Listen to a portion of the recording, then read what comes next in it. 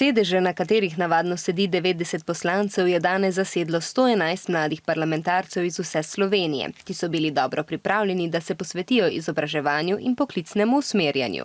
Današnjega dneva pričakujem, da se vsaj en delček upošteva od tistih, ki vodijo državo. Da bomo izvedeli, kaj je za nas mladostnike najboljši, kaj bi delali v prihodnosti. Pozdravili so jih trije pomembni politiki in predsednica Zveze prijateljev mladine Slovenije. Prva točka dnevnega reda pa je bila izvolitev organov 25. nacionalnega otroškega parlamenta. Za predsednika so izvolili Cirila Cerovška.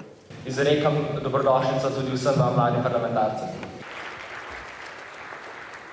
Ta funkcija je zagotovo ena najpomembnejših danes, trudil se bom izvesti učinkovito. Delo so nadaljevali v 4 skupinah, vsaka je obravnavala svojo podtemo od pomembnosti poklicev do neformalnega učenja. Mislim, da se pogovarjamo v skupini pomembno zato, ker drug drugega dopolnjujemo. V primerjavi s prejšnjim letom vsi mladi sodelujemo. In oblikujejo sklepe, ki so jih predstavili v plenarnem delu zasedanja. Obiskal jih je tudi predsednik vlade Miro Cerar, na katerega so osnovnošolci naslavljali vprašanja in pobude.